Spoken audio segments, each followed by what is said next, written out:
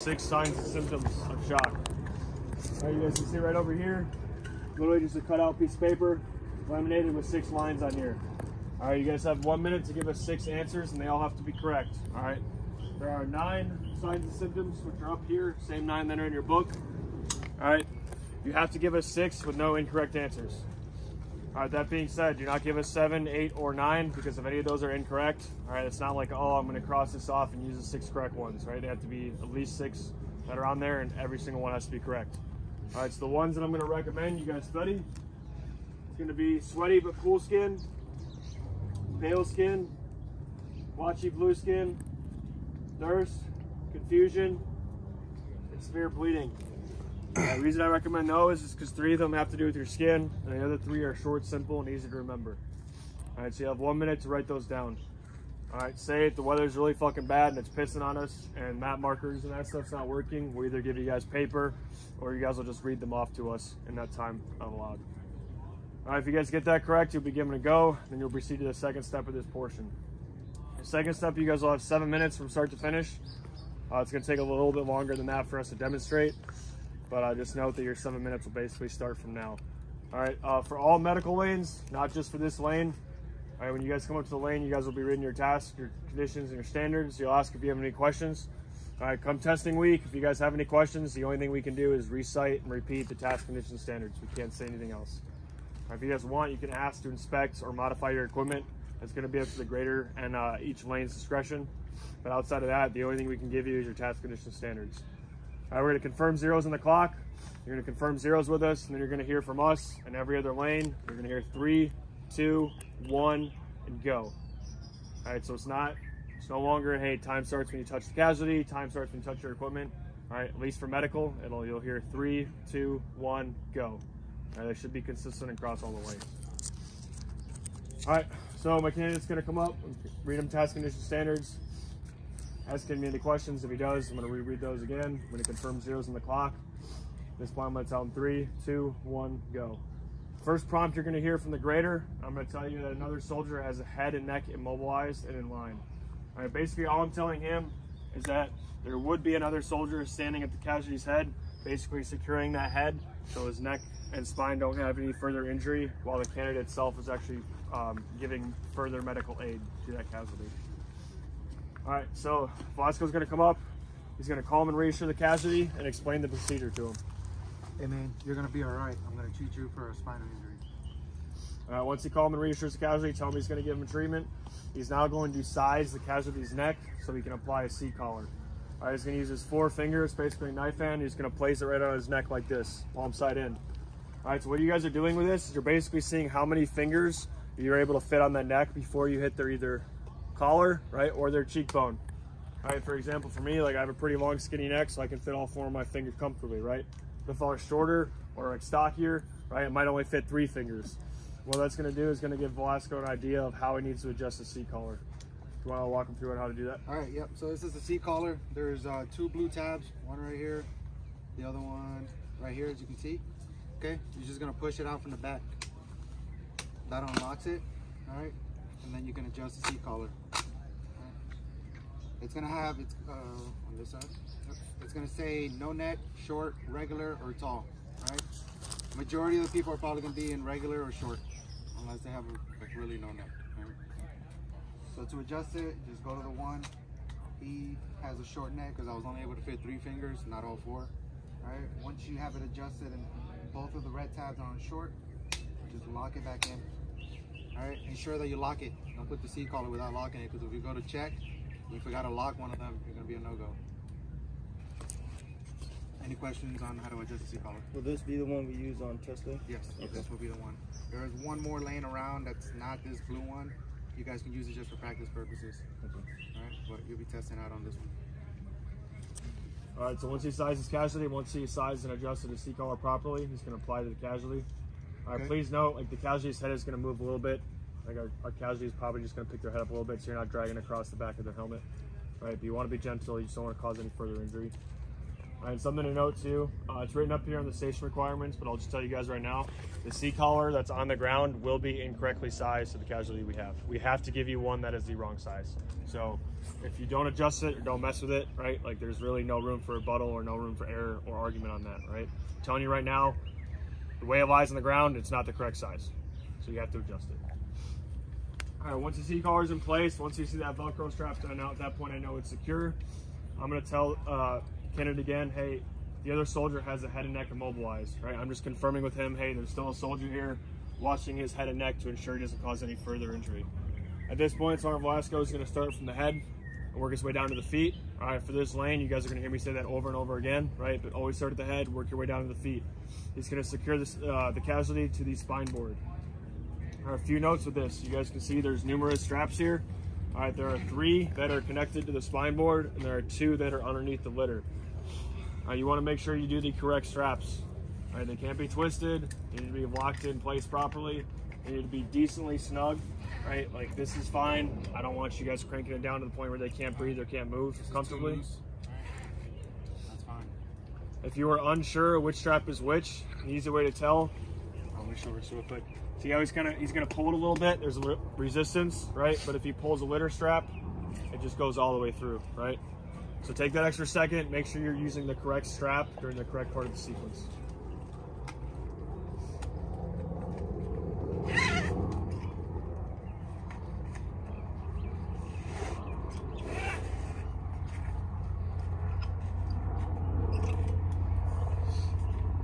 All right, once he has all 3 of his straps in place, right? Once again, we're gonna start him from the head, working our way down to our feet.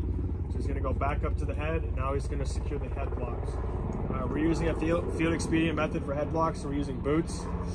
Basically one boot is going to go on either side of the head, and then we have a strap that is attached to the spine board, which is this engineered tape that'll go over the head, over the boots, and secure to the spine board. The tall part of the boots are going to go on his neck for support. All right, so toes are going to be facing towards me. Doesn't matter if the correct side of the boot goes on either or, right, left and right or left, doesn't matter. We don't care about that as long as toes are facing away. Have it correct side because it'll support it better. I know, but I don't care. People were asking that yesterday, so yeah. So with the engineered tape, I know you guys can't really get the best idea of it now, right? But we're gonna give you guys a very, very long strip, so you don't have to worry about tying a super tight knot or not having enough fabric. You're gonna drape it over. You're basically going right on top of where that NVG mount would be on your helmet, on top of the other boot. And then you're going to secure it with any type of knot to the spine board itself. All right, do not secure it to the litter. Don't just wrap it around the boot and like tuck it in there. Right, it needs to be secured down with a knot. This isn't jungle school. I don't care what kind of knot it is. Basically to the point where if I come up to it and I go like this with like 1 or 2 fingers and it doesn't break free, I'm going to assume that's secured.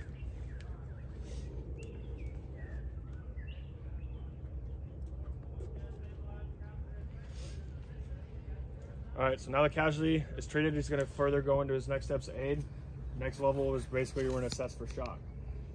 So assessing for shock, we need to first check the casualty's level of consciousness. So we're going to go through AFPU. It's going to see if he's alert or has any verbal response. Hey man, can you hear me? So he's not alert. He has no verbal response. Now he's going to check for pain. He's going to get that sternum rub. As soon as I see that contact, and you have to make contact with the skin, right? Regardless of who our casualty is, you guys will make contact, right? You don't have to fucking destroy their sternum, but make sure you actually make contact. As soon as I see that, you guys are going to hear a prompt from the grader. The casualty does not answer, but he reacts to pain. That's letting him know the casualty is conscious and does react to pain. Further evaluate his level of shock. He's now going to evaluate his skin. So you can see that he's going to have both hands palm up. Right, he's going to have one on the forehead. That's for checking the skin. The other one's going to be on the stomach. You're checking for distentation and internal bleeding. And then your head is going to be positioned over the head, just like if you guys were listening or watching for respirations. Respirations rise and fall the chest. As soon as I see that motion, I'm going to tell him that the skin is pale and moist and the abdomen is distended. Easy way to remember this, fucking palms up, your head down, right? You're just praying to the fucking EIB gods. Right? Palms up. That's all you gotta do. Put your head over them. As soon as I see that motion, oh, that's when I'll get that prompt. Skin is pale and moist, abdomen is distended. So at this point, he knows, hey, this guy's in shock. I need to move him to shelter. So he's going to start strapping him up to the litter using the litter straps. Note once again that he's starting from the head, working his way down, starting with that topmost litter strap.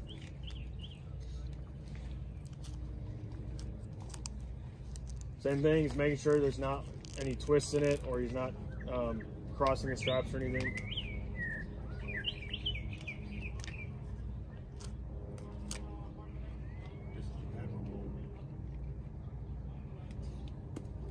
This is the bad one? This is the bad one? Yeah. It's not going in? Nah, it's not going in. Try to press the tongue all the way. I did, it's not going in. Here.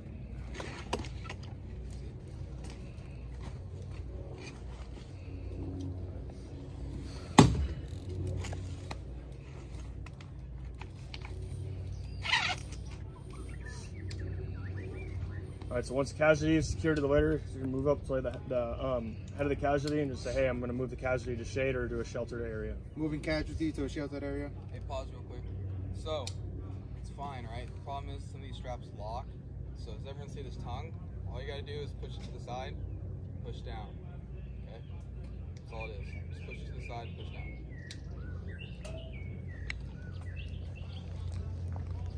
All right, good. Yep. All right, so once he's moved the casualty to a shaded area, he's now going to take him off of the litter. With this, be very mindful that you're taking the litter straps off, right? You're not taking these spine board straps off. So if you have to look down and make sure, hey, this one doesn't go underneath the litter, that one doesn't go underneath the litter, this one doesn't go underneath the litter, right? You need to make sure that you undo the correct straps. Same thing working from your head down to your feet. Once he's disconnected from the litter, you can now start removing excess equipment and clothing. Same thing, working from the head down. You're going to take the flick or the taps off. All our casualties are only going to have the breast buckles attached to their taps, right? The back ones are already going to be undone for you guys. All right, their blouse is going to be opened, not open, it's not going to be secure. It's most likely going to be like this with no buttons, okay? All you're going to do is just expose the chest. Exactly. And it's going to work down into the waist. All right, so with the gloves, both gloves will come off and you'll uncuff the buttons on the sleeves. All right, so say if you guys wear your sleeves like this, especially when you guys are practicing, just undo that button, right? Even though, yes, you're not going to get any more breathability than you are right now, right? But it's that habit of, that way when your casualty comes up and they are cuffed as tight as they can, you get that habit of actually undoing the buttons. All right, he's going to point at the belt and just say, hey, I'm loosening or removing the belt. Loosening or removing the belt. All right, that's going to be notional. If you guys actually do it, we're not going to care, right? But the powers above us don't want us touching people's belts for some reason or the other. So if you do it, we're not going to get mad. We're not going to fucking say anything about it, right? But just make sure you guys point out, hey, I'm loosening or removing the belt. He's going to work his way down to the feet. At this point, I'm going to remove the blouse, all right? I'm going to undo the blouse on both pant legs. And then when it comes to the boot, okay, just going to take the laces out. All their boots are not going to be tied. The laces are literally just going to be tucked into like their socks or inside the boot. Just pull those laces out so we can see that you guys would know to either cut the laces or remove the boots. But we don't want them getting their boots cut every length. All right, so once all the casualty's excess clothing is removed, we're gonna wrap them up in our hypothermia blanket. There's two sides of these blankets. They're all the same. There's the olive drab side and a blue side. All right, blue side goes on the casualty, olive side goes up. And it has there's a little for the head, right? Little cutout for the head. All right, note too, like on our casualty here, like he's a taller, bigger guy. So in order to completely wrap him and including his feet, like this cutout might pull a little bit further down on his chest. Like that is okay. We're using the equipment that was given to us, so we don't have the extra long sheets. All right, but I'm gonna recommend, just like how Sergeant Velasco is doing right now, so once you get it draped over them, you want to start their feet, make sure their feet are completely encompassed, all right? If we see excess blue or the bottom part of your boots, it's an easy no-go. All right, we need to make sure we gotta basically wrap them up like a burrito.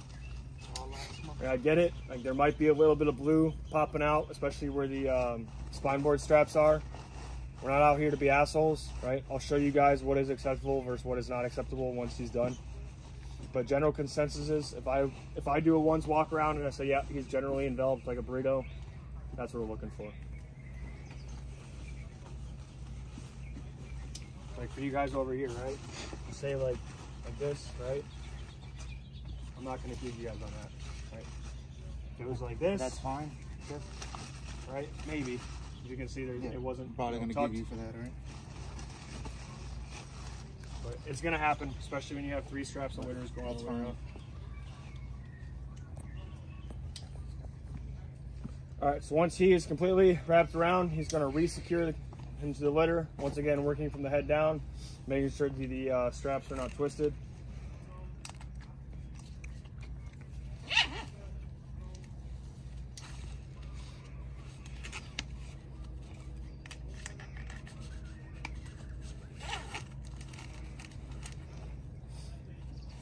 Once the casualty is re-secured, he's going to secure his equipment, which come testing week, it'll be the same thing you guys see today. Literally just one pair of gloves and their taps or their flick. Then I'm going to hear 3 prompts. All right, so these 3 prompts are D, E, and F. Some are a little bit longer. I'm going to tell you guys those key words and basically the shortest way possible that you guys can get through this line with a go. All right, I'm going to calm and reassure the casualty. So, hey man, you're going to be okay. All right. Watch the casualty for life-threatening conditions. That's the only long one. We have to hear that. I'm going to watch the casualty for life-threatening conditions. Not injuries. Yeah. Not injuries. Don't worry about that. Life-threatening conditions, that's a key word on that. Watch the casualty for life-threatening conditions. And the last thing is I'm going to seek medical aid. All right, so if you tell me, hey man, you're going to be all right. I'm going to watch you for life-threatening conditions, and I'm going to find a medic or seek medical aid. Those are both goes. Hey man, you're gonna be all right. I'm gonna watch you for life-threatening conditions, and I'm gonna seek medical aid. So at this point, it's basically done with the treatment portion. He's now going to secure a 1380, which is a TC3 card from the casualty's IFAC, not your own. Here, I'll do hear it from the horse's mouth. All right, he's gonna pass out some TC3 cards. All right, they shouldn't be filled out. If they are filled out, I apologize. So you're gonna see once you receive the TC3 That card, one is filled out, but it is correct. that If you guys the want to admin reference. data is filled in for you. All right, it's underneath the lamination and it's in black pen. All right, don't worry about that. It's gonna be the same way on test day. Okay, I'm gonna go over exactly what you guys need to do on the TC3 card off the God key right here, and then I'm gonna allow you guys to take pictures so that way when you're studying on your own or whatever, right, you know exactly how to fill it out for this link. All right, so I know it's hard to see, but the first thing that's gonna be checked off on your card is urgent, right? First thing you're gonna do is put urgent down. We're gonna put a check mark in it. All right, you're gonna go down, name's done for you, last four is done for you, gender's done for you. All right, date. All right, you're gonna put the date in any format. Just put the date down, okay? Then you're gonna do 24-hour time, and you're gonna put Lima, all right, for local. So I know it's not Zulu, fucking sundial, crazy shit, right? Just Lima for local. All right, you can see that in parentheses. Go down a little bit further, all right, to where it says mechanism of injury. You're all gonna X fall, and the condition is gonna state that the casualty fell. Okay, so you're all gonna put an X over fall. Now this is the hard part. All right, you're then gonna draw a line from the X that you made at fall to the front of the casualty. All right, that line's gonna stop at the abdomen, and then you're gonna make a circle around the abdomen, like so. Everyone see that? Okay. On that line that you just drew, right? So you're gonna tilt it like this. You're gonna write internal B for bleeding. Okay. Internal B or internal bleeding. I'm not gonna give you right internal bleeding. All right, now back up to the X. You're gonna draw another line. All right, from the fall to the base to the top of the spine. You're gonna draw an X. You're gonna draw an X at the base of the spine. You're gonna have a line connecting the two X's. On that initial line you drew, from fall to the top of the spine, you're gonna write spinal injury. So that way I know that because of that fall, he has a spinal injury. Does everyone see that? Okay. Now go ahead, go down. All right, signs and symptoms. You're gonna write the time again in Lima. All right, 24-hour time, Lima. All right. You're gonna go down to pulse. The pulse and respirations, as you can see up on the board, are given to you.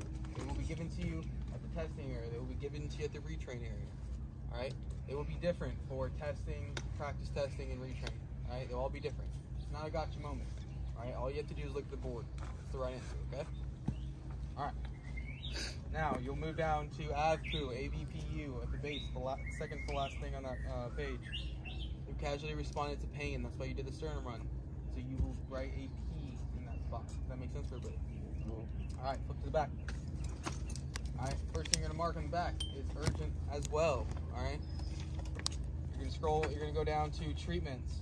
All right, you're gonna hit the X box for other. You're gonna put an X over that. Right to the right of that, there's a little dash for you to write on. You're gonna write C-collar or C collar, because that's what you put on the casualty. All right, make your way down 2/3 of the page where it says other. All right, you guys see where it says hypothermia and prevention? All right, that's how you put on the blanket. You're gonna check that box as well. Hypothermia and prevention. All right, in the notes. All right, treated for signs and symptoms of shock. So you will write S plus S for signs and symptoms, and then shock. So S plus S shock. You'll then put last name, first name, and your last four. I don't know what your last four are. Okay, you put whatever you want, as long as there's 4 fucking numbers. Your TC3 card makes sense to everybody. All right, when you come to this lane, please practice it. This thing that slaughters everybody. All right, we're gonna go over no-go criteria. I'm gonna have Sergeant Blasco demonstrate what not to do. All right, things that will no-go you guys. All right, there's a lot of steps on this lane. I understand. Probably one of the hardest lanes in medical. All right, it's gonna get a few people. All right, the biggest thing is we're out here for you guys to make sure you guys get goes. All right, so please take advantage of it. All right, Sergeant Blasco, you want to show them? Yeah. No-go. Is this a go or no-go? No-go. No-go. All right, no-go.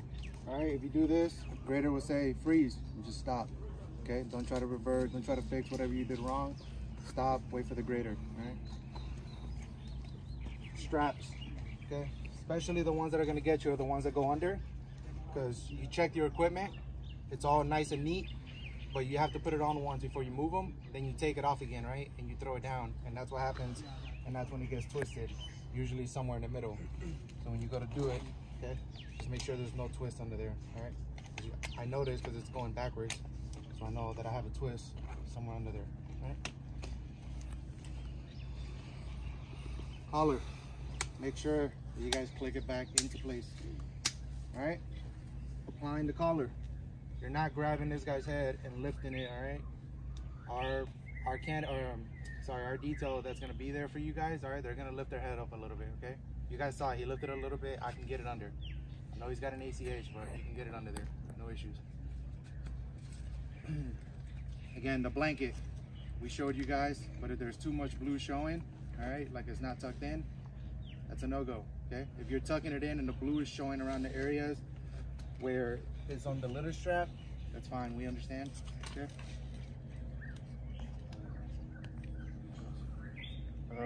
Yeah, just be mindful where you guys tie this down to. All right, either these two pockets are fine. Right up here, there's just not enough to go around and under. Right, and we're gonna give you guys ones that are plenty long enough so you have a shit ton of excess material to work with for the knot. Right, and just make sure basically once I tie that knot, right, I'm just gonna go like that, make sure it's held down enough, and we'll obviously be washing too. All right, other small things for you guys too. If you guys eat and drink and all that stuff, we don't care. Just make sure you guys bring your trash out with you. All right, and then if you guys have weapons that are on fire, especially come test week, like we're not even going to test you. We're just going to walk you over to First Sergeant. It's already been an issue yesterday, so please don't make that an issue today. I get it when you guys are on like walk around, you guys have kits on, all that shit, right? But when you guys come up, there'll be a sandbag come testing and whatnot. All right, before you put that weapon down, make sure it's in the right posture. Same thing before you pick it back up. One last thing, big thing, is we do have male and female casualties, all right? Just be respectful, okay? They're out here trying to get you guys goes and help you guys out as much as possible, all right? So, you know what I mean? Just be respectful when you're touching them, all right? The last thing I would say when it comes to the straps, okay? Once you secure them to the litter and you added those 3 straps, right? When you put them to the spine board with all 3 straps, and then you go to move them to the sheltered area and you got to use the 2 litter straps, okay? If you go ahead and loosen one of these, no go. All right, you don't just get to reattach it because the casualty could have shifted, gotten hurt. Okay, so it's a no go. Do you guys have any questions for us about the lane, about the sequence, equipment?